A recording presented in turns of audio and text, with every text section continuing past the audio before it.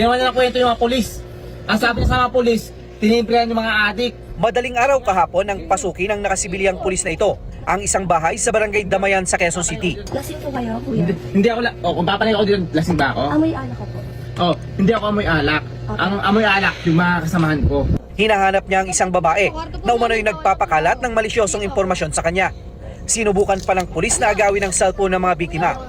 Kaya ako pinapalit dito, kasi para checkan si Dimple. Sige po, i-check niyo po sa taas. Wala po dito. Ito po, tingnan niyo po, kwarto po namin to, wala pong tao. Sige po, kuya. Ay, kuya! Bakit ka pa namalakit? Kuya! Si Dimple may kasalanan nito. Pero hindi pa Nananayin mo sa estasyon. Kuya, makamakit pa! Wag, kuya, wag! Isang mapagpalang araw na naman po sa ating lahat mga kapatid, mga kababayan at mga boss. Sa araw na ito, pag-usapan natin tungkol dito sa isang viral. Ito, kita niyo ito? Itong nag-viral na pulis. Yung pumasok sa bahay. Pero bago yan, bati muna tayo ng isang magandang umaga po, Luzon, Visayas at Mindanao at syempre pa sa mga kapatid natin, mga kababayan natin na nasa iba't ibang panig ng mundo. Magandang umaga, magandang tanghali, magandang hapon, magandang gabi po sa inyong lahat dyan. Kamusta na po kayo? Sana po nasa mabuti kayong kalagayan. Kagaya ng sinasabi natin dito, panoorin natin ang video nito na nag-viral ng isang pulis na pwersahang pinasok yung bahay doon sa barangay Pamayan, Quezon City. Panoorin natin ang video. Ana ng kasong kriminal ang abusadong pulis sa viral video na nakuha ng lasing at pwersahang pumasok sa isang bahay sa Quezon City. At dahil po sa insidente, sinibak naman sa pwesto ang direktor ng Quezon City Police District dahil sa kabiguan na i-report agad ang naturang insidente. Detalye sa report ni Mark Gabriel. Polis na ginawa nila ng kwento eh. Ginawa nila ng kwento yung mga polis. Ang sabi niya sa mga polis, tinimprehan yung mga adik. Madaling araw kahapon nang pasukin ng nakasibilyang pulis na ito ang isang bahay sa barangay Damayan sa Quezon City. Lasing po kayo, kuya? Hindi ako, kung papanay ako dito, lasing ba ako? Amoy alak ko po. Hindi ako amoy alak. Ang amoy alak, yung mga kasamahan ko. Hinahanap niya ang isang babae na umano'y nagpapakalat ng malisyosong impormasyon sa kanya. Sinubukan pa ng pulis na agawin ang cellphone ng mga biktima.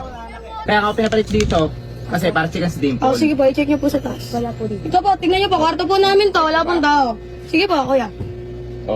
Ay, kuya! Bakit ka pa namalakit? Kuya! Si Dimple may kasalanan nito. Pero hindi pa Nananayin mo sa estasyon. Kuya, makamakit pa! Wag, kuya, wag! Kwento ng nanay ng mga biktima, wala siya sa bahay nang mangyari ang insidente. Pero kilala raw nila ang pulis, kaya nagulat siya sa ginawa nito. Yung mga bata natakot, unang-una sa lahat yung takot sa mga matatanda. Kasi po ang nakatira lang po talaga doon mga senior eh. Puro lang po kami doon babae sa first, second, and nasaktan po yung bunso ko. Yun nga, di ba, nakita naman po natin sa video na nagpambuno po sila. Nag-agawan po kasi sila sa cellphone. Tapos yung panganay ko, yung ganyan nga din po, nasaktan din po. Pati po yung dalawa pong matanda. Mabilis namang naaresto ng mga tauhan ng Quezon City Police District ang dawit na pulis na nakilalang si Police Staff Sergeant Colonel Jordan Marzan na nakatalaga sa Police Station 2. Agad siyang dinisarmahan at isinailalim sa restrictive custody. Ang in-interview po natin siya, ang explanation lang niya na meron daw nagpapakalat ng text information report na may involvement siya sa drugs. Kaya yung nagpapakalat na Dimple, yun ang hinahanap niya. Kaninang umaga, sinampahan na siya ng reklamo sa piskalya. Kabilang narito ang paglabag sa RA 7610 o ang Special Protection of Children Against Abuse, Exploitation, and Discrimination Act, kasong violation of domicile, physical injury, at grave threat. Your NCRPO ay hindi po namin pagtatakpan ang mga ganitong bagay. Rest assured that we will investigate thoroughly our police officers na involved po sa mga ganitong maling gawain. Ipinag-utos na rin ni PNP Chief General Romel Francisco Marbil ang pagsasampa ng kasong administratibo laban sa pulis para tuluyan siyang maalis sa serbisyo. Wala raw po ang sa PNP ang mga mapang-abuso at hindi sila bibigyan ng pangalawang pagkakataon. Samantala, dahil sa insidente, sinibak sa pwesto ang hepe ng QCPD na si Police Brigadier General Melesio Buslig Jr. Ayon kay General Abirin, nabigo ang opisyal na i-report agad sa kanyang insidente. Siguro, pre-presume niya na, na alam ko na. So, siguro ginagawa na niya ng paraan na ayusin yung problema or gumagawa siya ng action, yung mga action niya, but he failed to inform me of those action. Kaya nga po, sinubject po natin siya for administrative relief, then makikita natin kung naging remiss pa siya dun sa sa responsibility niya as the district director. Pero para sa pamilya ng biktima, unfair ang pagsibak kay General Buslig na mabilis naman daw umaksyon sa kaso. Ang opisyal pa daw mismo ang nagkumbinsi sa kanila na ituloy ang reklamo laban sa pulis. Nung nalaman po niya kaagad yun, agad-agad po siya sa amin pumunta sa Station 2 at agad-agad po siya nagpakita sa amin ng convincing na kailangan namin ipagtanggol yung karapatan namin. Ipinaliwanag niya sa amin mabuti kung ano yung nararapat at hindi daw po niya kukonsintihin yung mga ganong klaseng mga pulis na mga ganong attitude. At handa rin nga po siya sa kaming bigyan ng full support at sa kung ano pa man po ang pangangailangan namin para po sa kasong isasampa namin. Sa isang mensahe, tumanggi ng magkomento si General Buslig at iginiit na inirerespeto niya ang nasabing command decision.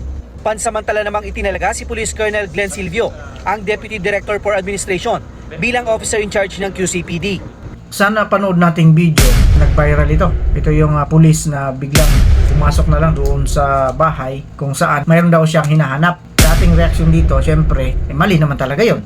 Kasi ang kwento rito mukhang yung pinasok niya, ito daw yung nagpapakalat sa social media na parang connected siya sa droga. Pero kung pulis ka, natural, alam mo ang ibig sabihin nito. Alam mo ang proseso kasi pulis ka, tagapagpatupad ka ng batas eh. Pero ang ginawa nito, parang inilagay niya yung batas sa kanyang kamay, pinasok niya yung bahay ng may bahay.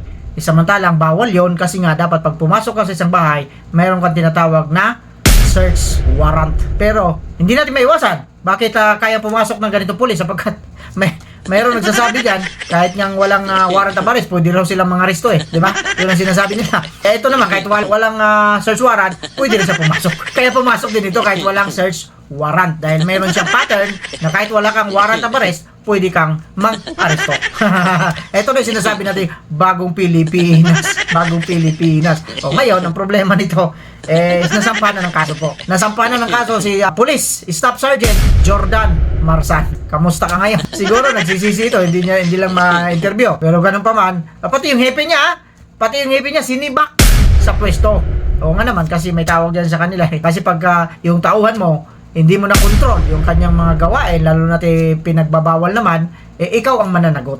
Kalimutan ko lang yung tawag. Ganyan pagkat nagkakaedad ang isang tao, nakakalimot. Kaya kayo sana huwag kayong magkaedad para hindi kayo makalimot. Pero ganun pa man, nasampulan na itong pulis na ito. Pero ang problema, ang sabi doon sa rumisponde naman daw itong si yung kanyang hepe na si General Buslig Jr. Rumisponde naman daw sabi nung biktima mismo, yung nanay ng biktima. Pero ganun talaga, mayroon silang procedure na sinusunod. Kaya sa kanila na lang yon. Pero para sa atin dito, kung tama ba yung ginawa ng pulis, mali talaga yon.